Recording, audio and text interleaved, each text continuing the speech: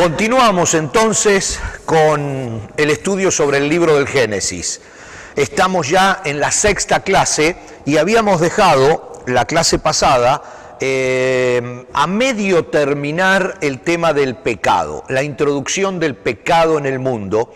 Y claro, nos habíamos ido un poco por las ramas, habíamos ido a ver el concepto de pecado, habíamos hablado acerca de los distintos tipos de pecado, lo que significa pecado, que era el concepto de errar al blanco, de disparar una flecha, una lanza, apuntándole algo y no darle a ese algo que uno le apunta. Eso es pecado, o sea, errar al blanco. Habíamos visto todo eso y hoy, antes de entrar al tema, creo que es el tema 4 o 5 del Génesis, que habla acerca del avance de ese pecado en el mundo, de Abel y Caín, etcétera, de los hijos de Adán y Eva.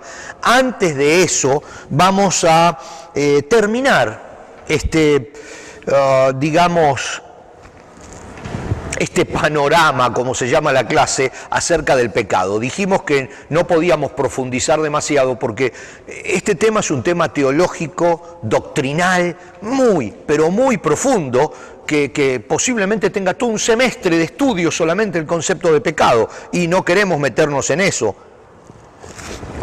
Queremos solo dar un panorama para tener un conocimiento, pero tampoco quiero que leamos el Génesis solamente como si fuera un libro de historia, porque no lo es. Tiene una enseñanza para nosotros. Dios escribió eso para que nosotros aprendamos algo, no para que nos instruyamos de cómo Él creó todo. Sabemos que lo creó, entonces ahora, ¿qué enseñanza nos da esa historia de la creación? Bueno, entonces vamos a continuar con el tema del pecado. Uno de los temas que habíamos dejado ahí colgados la clase pasada era, y lo habíamos dicho pero no lo habíamos desarrollado, que la Biblia trata el concepto de pecado en relación al hombre. Muy poco, casi nada, habla del pecado como un mal universal, del pecado como el concepto de maldad.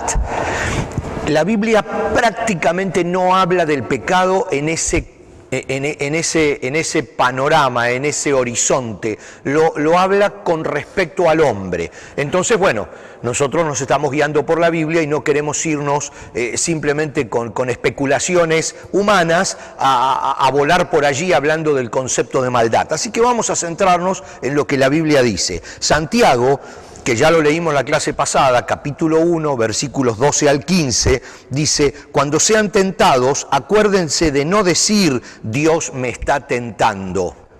Y bueno, Santiago usa varias veces la palabra recuerden, acuérdense cuando pasen por esto, tengan en mente cuando pasen por situaciones, porque uno pasa por situaciones donde es tentado muchas veces. Entonces dice, no digan Dios me está tentando, Dios nunca es tentado a hacer el mal y jamás tienta a nadie. Santiago es bien clarito, pero después dice, la tentación viene de nuestros propios deseos. Esto es importante, los cuales nos seducen y nos arrastran.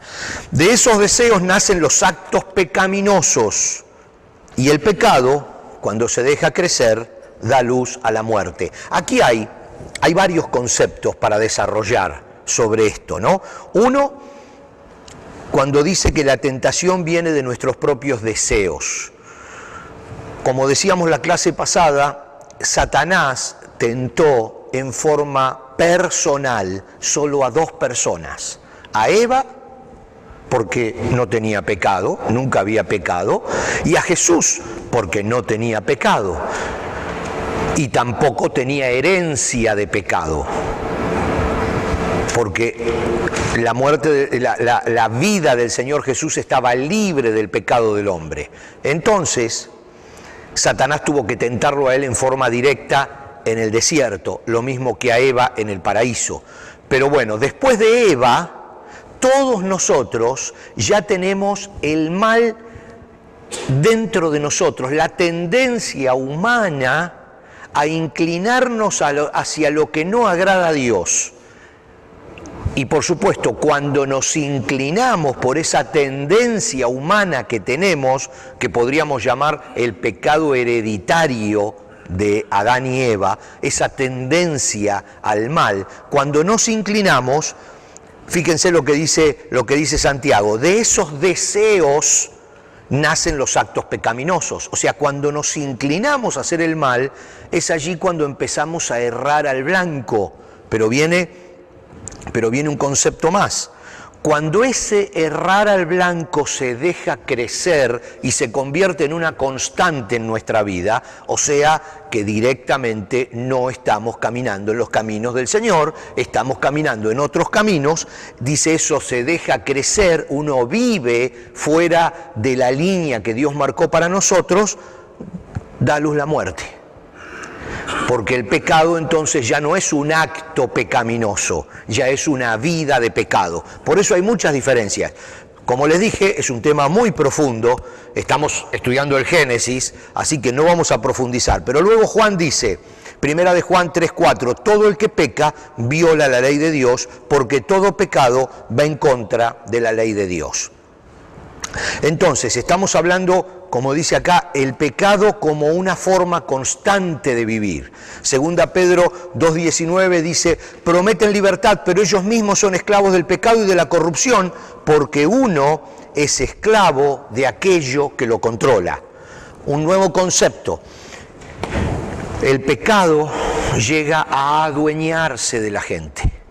Por eso cuando hablamos de vicios, ya me dicen, es pecado tal cosa o es pecado tal otra, el cigarrillo, el alcohol, el pecado está en el control que ejerce eso sobre la persona, en dejarlo anidar. Alguien dice que tentación son los pájaros volando por arriba de la cabeza, pero pecado es cuando hacen nido en la cabeza. Entonces esa es la diferencia. Todos tenemos los pájaros de la tentación volando alrededor de nuestras cabezas, pero lo que no tenemos que permitir es que hagan nido en nuestra cabeza. Esas son las diferencias, porque ahí se produce el control. El control, el pecado, o sea, el mal, el error nos controla y caminamos por el camino equivocado, el camino que no nos lleva a dar en el blanco. Ese camino, dice Santiago, conduce a la muerte. Bien, las consecuencias, este es un tema también que se trata, que causa bastante problemas, ¿no? Y son los conceptos hereditarios del pecado como forma equivocada de vida. Nos estamos saliendo del Génesis, disculpen, pero como esto nos lleva a todos estos puntos, vale la pena aclararlo. Porque otra vez, como les decía, me da no sé qué solamente hablar de lo que es historia en un libro tan rico como el Génesis. Las consecuencias hereditarias del pecado. He escuchado decenas de veces que personas le echan la culpa al abuelito de estar caminando en el camino del error. O le echan la culpa a una maldición hereditaria que quién sabe de dónde salió y quién es. O sea, un familiar, alguien, una madre, un padre que se descarriaron y que entonces ese hijo está llevando la maldición de sus padres. Eso no tiene ningún asidero bíblico, ningún asidero bíblico. Cuando se mezcla con brujería tiene asidero bíblico, pero no lo tiene realmente. Cuando estamos mezclando las cosas, y muchas veces las mezclamos, y debemos tener cuidado en eso, es cuando pensamos que la Biblia dice algo. Fíjense, Éxodo 20, versículo 5, dice, no te inclines ante ellos ni le rindas culto, porque yo el Señor tu Dios soy Dios celoso, quien no tolerará que entregues tu corazón a otros dioses. Extiendo los pecados de los padres sobre sus hijos. Toda la familia de los que me rechazan queda afectada, hasta los hijos de la tercera y la cuarta generación. Y entonces, claro, uno lee esto, lo lee rápido, lo saca de contexto y dice, pero yo quedo afectado por el pecado de mis padres, soy pecador por el pecado de mis padres. Una cosa es el pecado y otra es la consecuencia del pecado. La tercera, la cuarta, la quinta y hasta la 10ª generación pueden quedar afectadas por una madre drogadicta. ¿Pero por qué? ¿Por el pecado de ella? No, por las consecuencias de haberse drogado. Eso creó una malformación en su hijo. De su hijo pasó a su nieto. Podríamos llamarla una maldición hereditaria, pero no es así, no es la maldición en el concepto espiritual, es esa consecuencia que se puede arrastrar 2, 3, 4 generaciones. Un matrimonio que se pelean todo el día, que se insultan y se escupen en la cara y están criando a sus hijos, y sus hijos tienen 2, 3, 4, 5, 6, 7 años y están viendo esa relación familiar, los afecta. Pero no solo a ellos, afecta a los hijos de ellos y posiblemente a los nietos de ellos, porque ellos van transmitiendo algo que aprendieron, algo que absorbieron. Entonces, ellos no tienen nada que ver con el pecado de los padres, pero arrastran las consecuencias del pecado. No debemos confundir el pecado con las consecuencias. La Biblia es clara cuando dice, el que coma las uvas agrias, dice, va a tener las muelas cariadas. Punto. El que cometa el pecado es el que lleva la carga y la culpa del pecado, pero las consecuencias son otras cosas. Entonces, Éxodo 34:7 dice, yo derramo amor inagotable a 1000 generaciones y perdono la iniquidad, la rebelión y el pecado, pero no absuelvo al culpable, sino que extiendo los pecados de los padres sobre sus hijos y sus nietos. Toda la familia se ve afectada, hasta los hijos de la tercera y la cuarta generación. Fíjense la diferencia que hace la Biblia. Dice, yo perdono el pecado, pero no pago las consecuencias. Lo decíamos en una clase al principio. Un hombre roba, lo agarra la policía, lo mete preso. En la cárcel se arrepiente, le entrega su vida a Cristo y Dios lo perdona completamente. ¿Va a salir de la cárcel por eso? No, va a seguir siendo un muy buen hijo de Dios, un buen cristiano renacido y perdonado, pero en la cárcel, porque él va a tener que pagar la consecuencia de su pecado. Entonces, él va a estar perdonado, pero en la cárcel. Y Dios dice, yo no te voy a liberar de la cárcel, yo te voy a perdonar tu pecado, pero tenés que pagar las consecuencias de tu pecado. Entonces, lo vimos cuando estudiamos al rey David en otra clase, no me acuerdo en cuál, cuando el rey David peca y durante toda su vida tiene que pagar las consecuencias de su pecado. Sin embargo, él se arrepintió. Lo vemos allí en uno de los salmos, cómo se arrepintió de corazón y cómo Dios lo perdona. Sin embargo, toda la vida él tiene que pagar las consecuencias de su pecado. Y el profeta Natán le dice, porque pecaste, dice, la espada nunca se apartará de tu casa. Dice, tus hijos se van a rebelar contra ti. Y un montón de consecuencias del pecado para el rey David, porque pecó con la mujer de Urías.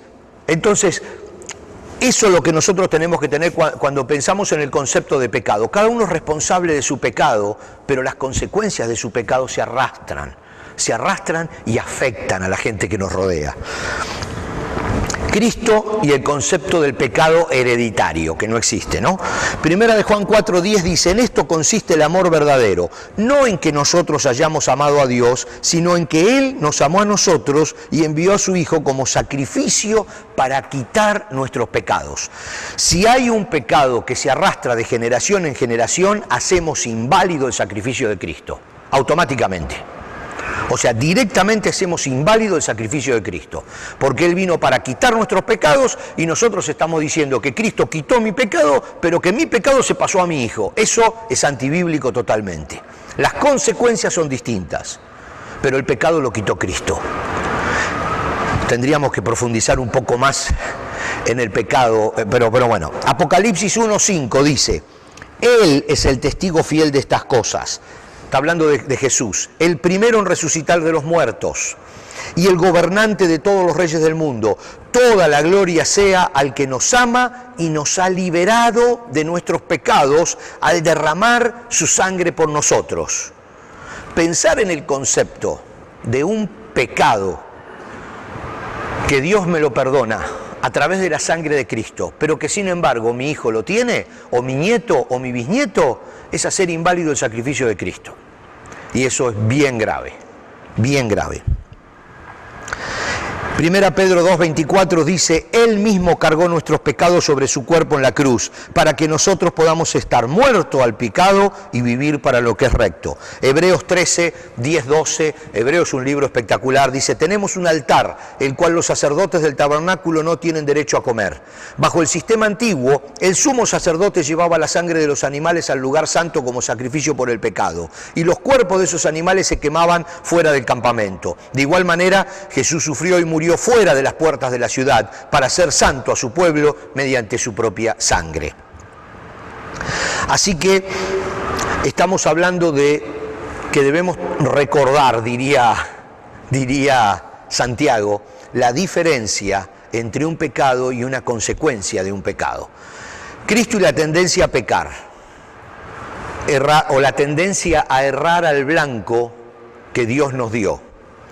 Juan 1:7 dice, si vivimos en luz, así como Dios está en luz, entonces tenemos comunión unos con otros y la sangre de Jesús, su Hijo, nos limpia de todo pecado. Este pasaje es fabuloso porque ese concepto, la sangre de Jesús, su Hijo, nos limpia de todo pecado, está en una especie de presente continuo originalmente. Dice, pudiera decirse así, la sangre de su Hijo nos está limpiando continuamente de pecado. Eso quiere decir que nosotros, cuando aceptamos a Cristo, no estamos libres de cometer otro pecado. Nosotros nos equivocamos. La diferencia es que no permanecemos en ese pecado. Por eso, ese pecado que cometemos no nos conduce a la muerte. ¿Por qué? Porque nos arrepentimos y la sangre de Jesucristo nos está limpiando continuamente, dice la Biblia. Nos limpió una vez y nos quitó ese pecado que llevábamos de arrastre cuando aceptamos a Cristo. Pero ese día, lo dije alguna vez en un mensaje, nos pusimos un delantal, una bata blanca, como las que usan las enfermeras o los médicos, una bata blanca hasta el piso, el día que aceptamos a Cristo. Él cubre todo, pero seguimos trabajando en una carbonería. Solamente por tocar las cosas, solamente por caminar en el mundo ya nos estamos manchando. Entonces hay una nueva opción de Cristo que dice, yo te perdoné la primera vez, estabas separado de Dios, te uní con Dios a través de mi sangre. Pero ahora, dice la Biblia, tenemos un abogado que no... Ah, sí, acá está, Primera de Juan 2:1, lo teníamos este versículo también. Miren qué lindo, mis queridos hijos, les escribo estas cosas para que no pequen, pero si alguno peca, tenemos un abogado que defiende nuestro caso ante el Padre, es Jesucristo, el que es verdaderamente justo. Cuando hablamos la clase pasada del concepto de diablo o de Satanás, hablábamos que era el fiscal que nos acusa. Y ahora la Biblia dice que Cristo es el abogado que nos defiende. Entonces, una cosa es cuando aceptamos a Cristo y nos une con Dios. Pero como seguimos en el mundo, seguimos contaminándonos, pero ya no vivimos en pecado. Cometemos algún pecado, pero si nos arrepentimos porque el Espíritu Santo está en nosotros y, dice una versión vieja de la Biblia, nos redarguye, o sea, nos aprieta desde adentro. El Espíritu Santo dice, te equivocaste y te duele la equivocación, te das cuenta de la equivocación, te molesta. Esto es como cuando un cristiano llega a un lugar donde no debe estar, a un lugar quizás una fiesta donde no se están haciendo cosas buenas, etcétera, y se empieza a sentir incómodo, dice, yo no tengo que estar acá, este no es mi lugar, es el Espíritu Santo que te está apretando por dentro, te está diciendo, este no es tu lugar. Entonces uno dice, Señor, perdóname porque me equivoqué de lugar, y se va. ¿Se dan cuenta lo que significa que en Cristo tenemos alguien a quien recurrir cuando nos equivocamos? Entonces, tenemos que separar el concepto de ese pecado original que cubre la sangre de Cristo cuando nos arrepentimos, de los pecados que cometemos cotidianamente. Tenemos que separarlo en nuestra mente. Porque para uno, la sangre de Cristo es una vez y para siempre, una vez y para siempre, y para otro nos sigue limpiando continuamente. Uno no tiene que pasar al frente a aceptar a Cristo todas las veces que comete un pecado, porque eso ya está, ya lo aceptamos a Cristo, el guardapolvo blanco ya lo tenemos para toda la vida. pero sí tenemos que arrepentirnos de las cosas que cometemos cuando nos vamos equivocando en el andar diario. Es un punto, otra vez les digo, teológico muy importante, muy importante. Pero todo empieza acá en el Génesis y por eso estamos en esto. Pero vamos a salir de esto y vamos a empezar en alguna de las pavadas que atraen la atención de la gente. La manzana del Génesis. Un invento de los primeros pintores, allá en la Edad Media o Renacimiento. La manzana no existe, la Biblia no menciona ninguna fruta, así que no hay manzana. Pero si les gusta pensar en una manzana, ¿qué problema hay? Dice Génesis, dice: el Señor Dios puso al hombre en el jardín del Edén para que se ocupara de él y lo custodiara. Pero el Señor Dios le advirtió: puedes comer libremente del fruto de cualquier árbol del huerto, excepto del árbol del conocimiento del bien y del mal. Si comes su fruto, sin duda morirás. Nunca habla de una manzana. Hay un pintor renacentista, Lucas Cranach, que pintó cuadros como este, hablando de Eva y la tentación, y dibujó, porque se le ocurrió, una manzana, y a partir de ahí se comenzó a hablar de la famosa manzana. O cuadros como este, acerca del Génesis y de Eva y ofreciéndole la manzana a Adán, y desde allí, la fruta, digamos, y desde allí salió la idea de la manzana, porque un pintor dijo: vamos a hacer algo que sea rico, y le gustaba la manzana y dibujó la manzana. Podría haber dibujado una banana, un kiwi, pero dibujó una manzana y bueno, de allí salió la manzana. La serpiente. La serpiente es un tema muy complicado. Discusiones de teólogos en todas las historias acerca de si la serpiente era un animal, si era la encarnación de Satanás, si la serpiente caminaba, si la serpiente saltaba, si la serpiente era un hombre, si tenía patas y después Dios se las quitó porque le dijo: te arrastrarás, por qué era distinta a los demás animales, por qué hablaba. Un montón de discusiones que nunca llegamos a nada, realmente nunca llegamos a nada. Hay una sola vez en toda la Biblia, y exactamente en el libro que está del otro lado, pegado a la otra tapa de la Biblia, que es el Apocalipsis, que menciona la serpiente y la relaciona con el pecado. Y dice, Apocalipsis 12:9, ese gran dragón, dice, la serpiente antigua llamada Diablo o Satanás, el que engaña al mundo entero, fue lanzado a la tierra junto con sus ángeles. Ese es el único versículo donde habla de una serpiente que fue lanzada a la tierra y que esa serpiente es el diablo o Satanás. La verdad que nadie se puso de acuerdo, y yo no creo que nos pongamos nosotros de acuerdo. Definitivamente sabemos que fue Satanás el que tentó a Eva directamente, porque Eva no tenía pecado dentro de sí, como acabamos de hablar, o sea que no pudo ser tentada desde su interior pecaminoso, porque Dios la creó sin pecado. O sea que fue Satanás, forma de víbora, otra vez, forma de lo que sea, fue Satanás el que la tentó en forma directa. Posiblemente al Señor Jesús no se le apareció como una víbora en el desierto.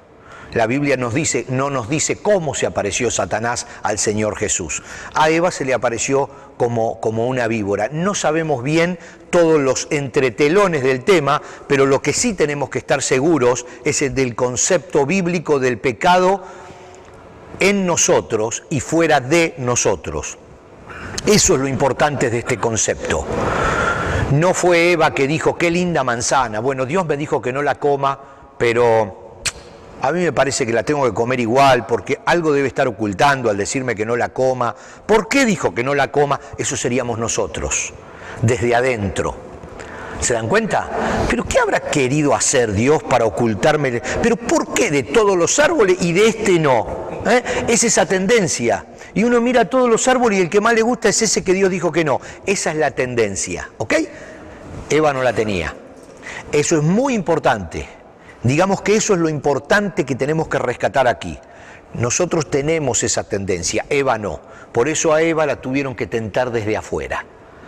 Fuera de eso que hace mucho a nuestro concepto del pecado y de cómo Cristo lo cubre, fuera de eso, si era una serpiente, otra vez o lo que fuera, mucho no nos interesa. Entonces, acá lo tengo, dos conceptos de tentación. Concepto de tentación desde el exterior no tenía pecado en sí mismo, la serpiente o Satanás, y el fracaso del hombre es otra cosa, que es el concepto del pecado o de la inclinación a querer pecar desde dentro. Otra vez el de Santiago, lo tenemos aquí, que lo puse como para que lo tengamos fresco, que dice, de esos deseos nacen los actos pecaminosos, y si se permanece en actos pecaminosos, se concreta el pecado, conduce a la muerte. Vamos a pasar rapidito al tema 4, que lo vamos a desarrollar mucho mejor en la próxima clase, pero que es el avance del pecado en el mundo, Caín y Abel. Ahora ya estamos en que Caín y Abel, o Abel y Caín, ya tienen el pecado dentro de sí. Como diría el apóstol Pablo, estaban luchando entre lo que sabían que se tenía que hacer y lo que ellos querían hacer, que era distinto a lo que sabían que se tenía que hacer. O sea, ellos sabían que el blanco de Dios era allá, pero les gustaba ir para el otro lado. Ya hay algo dentro, ¿ok? Es esa tendencia a pecar. Y vamos a leer rapidito la introducción de este tema para que después lo podamos desarrollar y por supuesto cómo un hermano mata al otro y cómo a partir de allí se desarrolla todo el resto de la humanidad y los otros hijos de Adán y Eva que no tienen nada que ver con el hijo asesino, cómo queda lo del hijo asesino y cómo queda el resto. Vamos a ver, ahora bien, estamos en el capítulo 4, lo leemos rapidito, ahora bien, 4, 1 al 15, Adán tuvo relaciones sexuales con su esposa Eva y ella quedó embarazada. Cuando dio a luz a Caín, dijo, con la ayuda del Señor he tenido un varón. Tiempo después dio a luz al hermano de Caín y le puso por nombre Abel. Cuando crecieron, Abel se hizo pastor de ovejas, mientras que Caín se dedicó a cultivar la tierra. Al llegar el tiempo de la cosecha, Caín presentó algunos de sus cultivos como ofrenda para el Señor. Abel también presentó una ofrenda, lo mejor de las primeras crías de los corderos de su rebaño. Fíjese la diferencia que hace la Biblia aquí, porque también viene la enseñanza para nosotros. Dice, al llegar el tiempo de la cosecha, Caín presentó algunos de sus cultivos. Fíjense cómo lo trata la Biblia y después vamos a profundizarlo. Algunos de sus cultivos los presentó como ofrenda al Señor. Dice, pero Abel también presentó una ofrenda, pero fue lo mejor de las primeras crías. Fíjense la diferencia, la Biblia dice, algunos de los cultivos y este otro hermano lo mejor que tenía lo ofreció para el Señor. El Señor aceptó a Abel y su ofrenda, pero no aceptó a Caín ni a su ofrenda. Esto hizo que Caín se enojara mucho y se veía decaído. O sea que la Biblia allí está empezando a darnos la idea. Dice que Dios acepta la ofrenda de Abel porque dio lo mejor que tenía y rechaza la de Caín porque dio algunas cosas. O sea, es una actitud que después se ve reflejada en el resto de la historia. ¿Por qué estás tan enojado?, preguntó el Señor a Caín. Seguimos leyendo el mismo pasaje bíblico. ¿Por qué te ves tan decaído? Serás aceptado, le dice Dios, si haces lo correcto. Pero si te niegas a hacer lo correcto, entonces ten cuidado. El pescado está a la puerta, al acecho y ansioso por controlarte. Pero tú debes dominarlo y ser su amo. Fíjense cómo en esta frase Dios mismo está resumiendo parte de lo que nosotros hablamos antes. Le dice, si haces lo correcto, serás aceptado, pero si te niegas a hacer lo correcto, entonces ten cuidado, le dice. El pecado está a la puerta. Dice, al acecho y ansioso por controlarte. Una cosa es cometer el pecado, hay opción de arrepentirse, y otra, que el pecado te controle y se convierta en una forma de vida alejada de Dios. Hay diferencia. Dice, el pecado está a la puerta, al acecho y ansioso por controlarte, pero tú debes dominarlo y ser su amo. O sea, luchar contra eso. En este entonces la lucha era de la persona. Por eso los 10 mandamientos, los 613 mandamientos que Dios le dio a Moisés, no eran 10, eran muchísimos más, 613. ¿Por qué? Porque Dios le dio la ley a Moisés para que el hombre se diera cuenta que no podía luchar solo contra el pecado, que no tenía las fuerzas para luchar solo contra el pecado. Y de allí viene Cristo, porque en las fuerzas de Cristo nosotros podemos controlar el pecado para que no sea nuestro amo. También eso viene y es bastante largo, pero fíjense.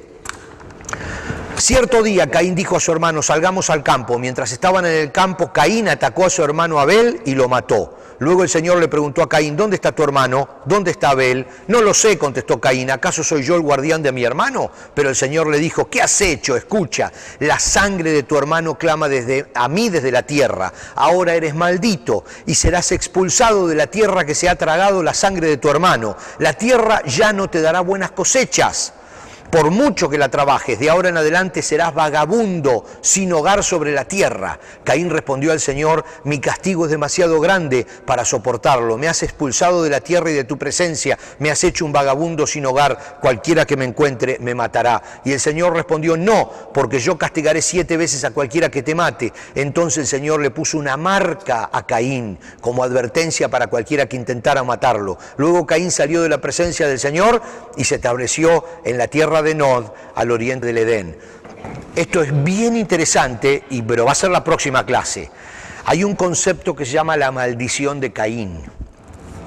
Es un concepto bien complicado que las iglesias hace 100 o 200 años se agarraban mucho de eso para discriminar a la gente. Y ahora tenemos que... Lo vamos a estudiar la próxima clase, que es lo que se llamó la maldición de Caín y la marca de Caín. Ahora, cuando la Biblia habla de que Caín fue expulsado del paraíso y fue enviado, dice, a la tierra de Nod, la palabra Nod suena muy parecido a la palabra desolación, desierto. Es muy probable que este concepto, que este sea el nacimiento de los pueblos nómades. Los nómades, entre ellos los judíos hasta que se asentaron en la tierra, que pueden ser los gitanos, etcétera. Pueblos nómades, porque la tierra nunca les da buenos cultivos, porque viven en los desiertos y se van moviendo de un lugar a otro, y todo aplica, y ya lo van a ver, a esta tierra de Nod, a donde fue enviado el primer hijo de Adán y Eva que asesinó a su hermano. Es una historia bien interesante que sigue, y vamos también a tratar de engancharla con algunos conceptos para que nos dé alguna instrucción fresca para la vida diaria. Pero eso sí, lo vamos a tener que hacer la clase que viene, así que los espero la clase que viene.